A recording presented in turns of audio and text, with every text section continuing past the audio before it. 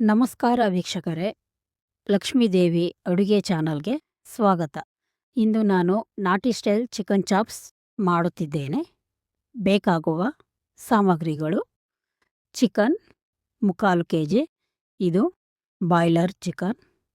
ಅರಿಶಿನ ಅರ್ಧ ಸ್ಪೂನ್, ಗಸಗಸೆ ಅರ್ಧ ಸ್ಪೂನ್, ಗೋಡಂಬಿ 2 ಸ್ಪೂನ್, ಕಾಯಿ ತುರಿ 1 ಕಪ್, ಪುದೀನ 1 ಕಪ್, ಬೆಳ್ಳುಳ್ಳಿ 1 ಮುಷ್ಟಿ, ಹಸಿಮೆಣಸಿನ್ಕಾಯಿ 6, 1 ಮುಷ್ಟಿ ಕೊತ್ತಂಬರಿ, ಶುಂಠಿ ಪೇಸ್ಟ್, ಮೆಣಸು 1 ಸ್ಪೂನ್, ಚಕ್ಕೆ 2, ಲವಂಗ 6, ಈರುಳ್ಳಿ 1.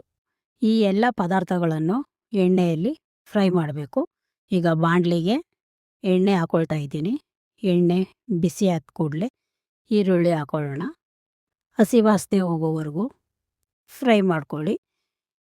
ಫ್ರೈ ಮಾಡ್ಕೊಂಡ್ಮೇಲೆ ನಾವು ಇದನ್ನು ಮಸಾಲೆನೆಲ್ಲ ಗ್ರೈಂಡ್ ಮಾಡಬೇಕಾದ್ರೆ ಸ್ವಲ್ಪ ಉಪ್ಪನ್ನು ಸೇರಿಸಿ ಗ್ರೈಂಡ್ ಮಾಡಿ. ಆವಾಗ ಗ್ರೀನ್ ಕಲರ್ ಚೆನ್ನಾಗಿ ಬರುತ್ತೆ. ಯಾವುದೇ ಥರ ಕೆಮಿಕಲ್ ಹಾಕೋದು ಬೇಡ. ಈಗೆಲ್ಲ ಪದಾರ್ಥಗಳನ್ನು ಎಣ್ಣೆಯಲ್ಲಿ ಫ್ರೈ ಮಾಡೋಣ. ಉರಿ ಮೀಡಿಯಮ್ ಉರಿಲೇ ಇರಲಿ. ಚೆನ್ನಾಗಿ ಫ್ರೈ ಮಾಡಿ. ಪುದೀನ 1 ಕಪ್ ಹಾಕಿ ಚೆನ್ನಾಗಿ ಫ್ರೈ ಮಾಡಿ. ಒಂದು ಸ್ವಲ್ಪ ಉಪ್ಪನ್ನು ಹಾಕಿ ಫ್ರೈ ಮಾಡಿ. ಇಲ್ಲಿ ಉಪ್ಪು ಸ್ಕಿಪ್ ಆಗೋಗಿದೆ. ಎಲ್ಲ ಚೆನ್ನಾಗಿ ಫ್ರೈ ಆದಮೇಲೆ ತಣ್ಣಗಾದ್ಮೇಲೆ ಇದನ್ನು ಗ್ರೈಂಡ್ ಮಾಡಿ. ಈಗ ಗೋಡಂಬಿ ಗಸಗಸೆ 2 ಸೇರಿಸ್ತಾ ಇದ್ದೀನಿ. ಇದನ್ನು ಫ್ರೈ ಮಾಡ್ಕೊಳ್ಳಿ. ಚೆನ್ನಾಗಿ ಫ್ರೈ ಮಾಡಿ. ನಮ್ಮ ಚಾನಲ್ಗೆ ಲೈಕ್ ಮಾಡಿ, ಸಬ್ಸ್ಕ್ರೈಬ್ ಮಾಡ್ಕೊಳ್ಳಿ. ಇವಾಗ ಅರಿಶಿನ ಪುಡಿ ಸೇರಿಸ್ತಾ ಇದ್ದೀನಿ. ಎಲ್ಲ ಚೆನ್ನಾಗಿ ಮಿಕ್ಸ್ ಮಾಡಿ ಹಸಿ ವಾಸನೆ ಹೋಗೋವರೆಗೂ ಫ್ರೈ ಮಾಡ್ಕೊಳ್ಳಿ. ಇವಾಗ ಕಾಯಿ ತುರಿ ಹಾಕ್ತಾಯಿದ್ದೀನಿ. ಅದನ್ನು ಸಹ ಮಿಕ್ಸ್ ಮಾಡ್ಕೊಳ್ಳಿ ಚೆನ್ನಾಗಿ. ಎಲ್ಲ ಹಸಿ ವಾಸನೆ ಹೋಗಲಿ. ಇದು ಚೆನ್ನಾಗಿ ಫ್ರೈ ಮಾಡೋದ್ರಿಂದ ರುಚಿ ಅದ್ಭುತವಾಗಿರುತ್ತೆ, ಟೇಸ್ಟಿಯಾಗಿರುತ್ತೆ. ಮನೇಲಿ ಒಮ್ಮೆ ಹೊಸ್ದಾಗಿ ಮಾಡೋರು ಟ್ರೈ ಮಾಡಿ, ಚೆನ್ನಾಗಿ ಬರುತ್ತೆ. ಈಗ ಕುಕ್ಕರ್ ಇಡ್ತಾಯಿದ್ದೀನಿ.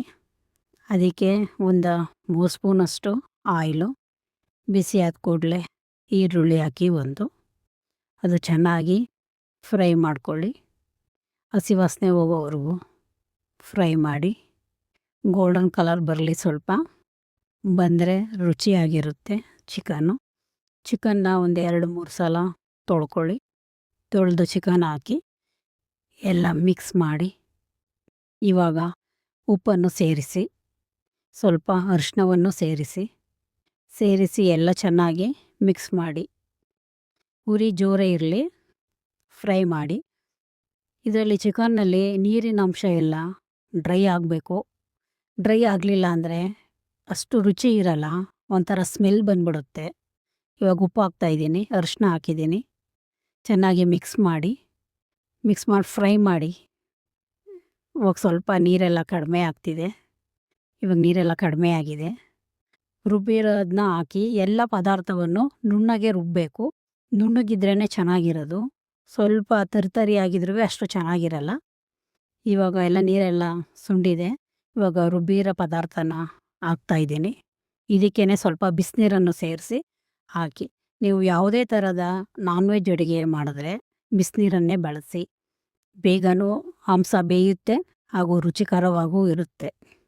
ಹೀಗೆಲ್ಲ ಮಿಕ್ಸ್ ಮಾಡಿ ಒಂದು ಸ್ವಲ್ಪ ಕುದಿ ಬರಲಿ. ಕುದಿ ಬಂದಮೇಲೆ ಮುಚ್ಚಳನ ಮುಚ್ಚೋಣ. ಇಷ್ಟು ಗ್ರೀನ್ ಬಂದಿದೆ.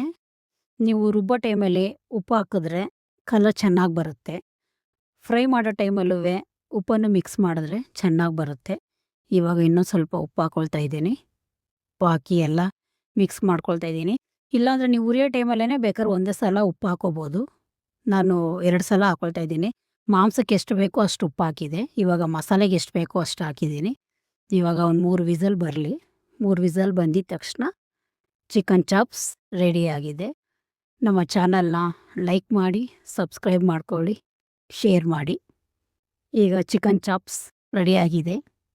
ನೋಡಲು ತುಂಬ ಚೆನ್ನಾಗಿ ಕಾಣ್ತಿದೆ, ಟೇಸ್ಟಿಯಾಗೂ ಇದೆ. ಫಸ್ಟ್ ಮಾಡೋರು ನಾನ್ ವೆಜ್ಗೆ ತುಂಬ ಈಸಿ ರೆಸಿಪಿ ಇದು, ಮಾಡ್ಕೋಬೋದು. ಗ್ರೇವಿ ಗಟ್ಟಿ ಬೇಕು ಅಂದರೆ ಇನ್ನೂ ಸ್ವಲ್ಪ ಗಟ್ಟಿ ಮಾಡ್ಕೋಬೋದು. ಇದು ಮುದ್ದೆ, ಅನ್ನ ಯಾವುದ್ರಲ್ಲಿ ಬೇಕಾದರೂ ತಿನ್ಬೋದು. ತುಂಬ ಚೆನ್ನಾಗಿರುತ್ತೆ. ಚಪಾತಿ, ದೋಸೆ ಎಲ್ಲದ್ರ ಜೊತೆಲೂ ತಿನ್ಬೋದು ಇದನ್ನು. ಟೇಸ್ಟಿಯಾಗಿರುತ್ತೆ. Thank you for watching.